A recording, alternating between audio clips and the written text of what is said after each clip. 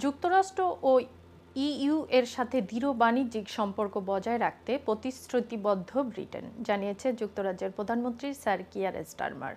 ব্রাসেলসে এক সংবাদ সম্মেলনে তিনি বলেন, যুক্তরাজ্যের কোনো একটি পক্ষ বেছে নেওয়ার প্রয়োজন নেই। বিস্তারিত টেক্সট রিপোর্টে। বাণিজ্যিক সম্পর্ক নিয়ে যুক্তরাজ্য কাকে এগিয়ে রাখবে, যুক্তরাষ্ট্র নাকি ইউরোপিয়ান ইউনিয়ন? গত কয়েকদিন বিষয়টি নিয়ে চলছে ব্যাপক আলোচনা।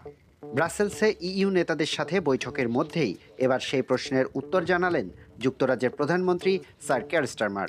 বললেন, যুক্তরাজ্যের কোনো একটি পক্ষকে বেছে নেওয়ার প্রয়োজন নেই, বরং উভয়ের সাথেই সমানভাবে কূটনৈতিক ও অর্থনৈতিক সম্পর্ক চালিয়ে যেতে আগ্রহী।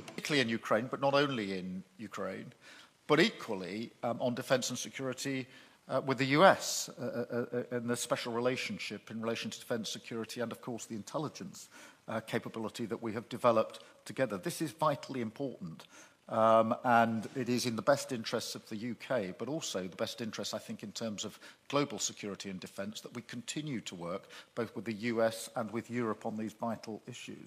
When it comes to trade, equally, we've got a huge amount of trade. স্টারমারের এই মন্তব্য এমন সময় এলো যখন যুক্তরাষ্ট্রের প্রেসিডেন্ট ডোনাল্ড ট্রাম্প ইইউ এবং যুক্তরাজ্যের উপর শুল্ক বাড়ানোর হুমকি দিয়েছেন।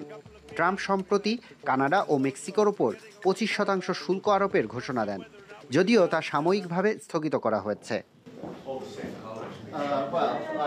এদিকে ব্রাসেলস সফরে প্রধানমন্ত্রী স্টারমার ন্যাটো মহাসচিব মার্ক রুটের সাথে বৈঠক করেছেন, আলোচনা করেছেন ইইউ নেতাদের সাথে। ব্রেক্সিটের পর প্রথম ব্রিটিশ প্রধানমন্ত্রী হিসেবে ইইউ নেতাদের সাথে আনুষ্ঠানিক বৈঠক করেছেন তিনি।